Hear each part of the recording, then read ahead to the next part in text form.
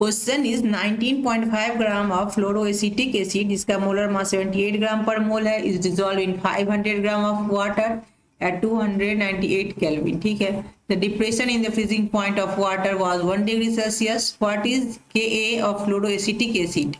आपको क्या निकालना है? डिसोसिएशन कांस्टेंट निकालना है फ्लोरोएसिटिक एसिड का. Assume molarity and molarity to have same value. Okay, ये क्वेश्चन यही में 2026 में पूछा गया, अप्रैल के 2 अप्रैल के फर्स्ट शिफ्ट में पूछा गया क्वेश्चन है. तो चलिए इसको सॉल्व करते हैं. तो यहाँ आपको मास दिया गया है और मोलर मास दिया गया है, तो मोल निकाल लेते हैं. तो नंबर ऑफ मोल्स क्या हो जाएगा? नंबर ऑफ मोल्स हो जाएगा आपका given mass by molar mass. तो गिवन मास कितना है? 19.5 ग्राम. और मोलर मास कितना है फ्लोरोएसिटिक एसिड का? 78 ग्राम पर मोल. इसको अगर आप टोटल कैलकुलेट कर लो तो ये आपका आ जाएगा 0.25 मोल. ठीक है.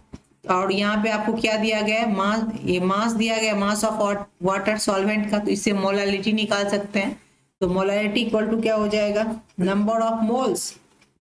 मोलालिटी इक्वल टू होता है number of moles by mass of solvent in KG में. तो कितना है ये नंबर ऑफ मोल्स? तो आपने निकाला 0.25 मोल.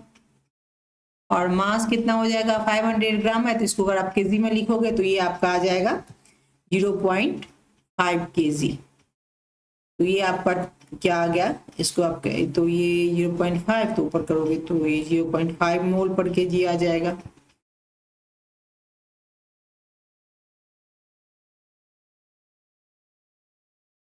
ओके, ठीक है. उसके बाद क्या कह रहे हैं? मोलैरिटी और मोलैरिटी सेम है, तो इसका आप कंसंट्रेशन क्या रख सकते हो?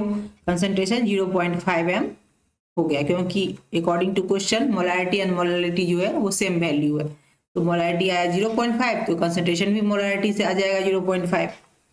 तो उसके बाद आपको निकालना क्या है? यहाँ पे ये डिसोसिएशन कांस्टेंट निकालना है. तो डिसोसिएशन कांस्टेंट का फॉर्मूला क्या हो जाता है? C alpha square. ये अल्फा स्क्वायर क्या है? डिग्री ऑफ डिसोसिएशन है. और 1 माइनस अल्फा, ऐसे निकालेंगे. तो यहाँ डिग्री ऑफ डिसोसिएशन निकालने के लिए क्या आई निकालना पड़ेगा, इवेंट ऑफ फैक्टर. तो इसको डेल टी एफ से निकाल लेते हैं. Del T F equal to क्या होता है? I into K F into M molarity है. यहाँ पे सबका वैल्यू दिया गया है. ये डेल टी एफ क्या है? यहाँ पे डेल टी क्या है? ये 1 डिग्री सेल्सियस है. तो इसको आप 1 के लिख सकते हो, क्योंकि यहाँ ये एब्सोल्यूट टेम्परेचर की बात नहीं हो रही है, चेंज के लिए बात हो रहा है. तो यहाँ पे हम क्या कर सकते हैं? इसको 1 डिग्री सेल्सियस को 1 केल्विन लिख सकते हैं. और ये आ गया आई. और यहाँ पे के एफ कितना दिया गया है? इंटू 1.86 किलो जूल पर मोल. और ये मोलालिटी है आपका 0.5 मोल पर केजी. सारे यूनिट यहाँ कैंसिल हो जाएंगे. इधर केल्विन से केल्विन, यहाँ केजी से केजी और मोल से मोल.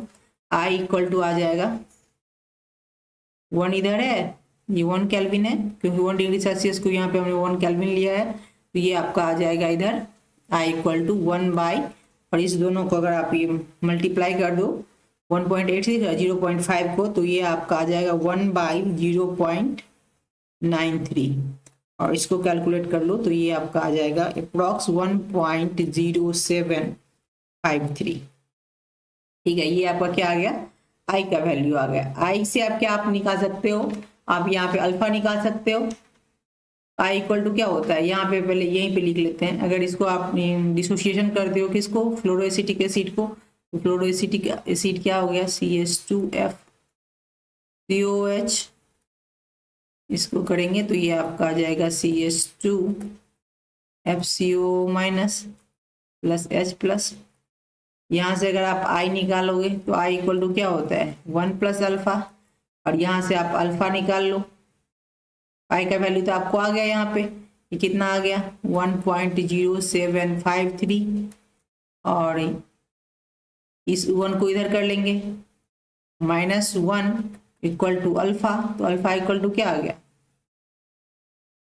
ये आपका आ गया 0. इसको माइनस कर लेंगे इसमें से, तो ये आ जाएगा 0.0753.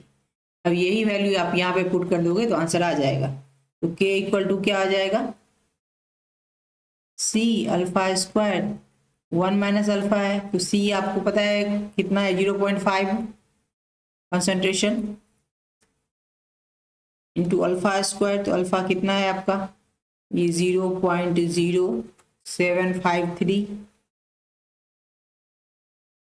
का स्क्वायर, और 1 माइनस अल्फा 1 माइनस 0.0753, इसको आप कैलकुलेट करोगे तो ये आपका, ये तो 0.5 है, इसको स्क्वायर करेंगे तो ये आपका आ जाएगा 0.00567, और 1 में से इसको आप माइनस कर लोगे तो ये आपका आ जाएगा 0.9247, और टोटल आप कैलकुलेट करोगे तो अप्रॉक्स 3.07 इंटू 10⁻⁻3, ये आपका आंसर आएगा।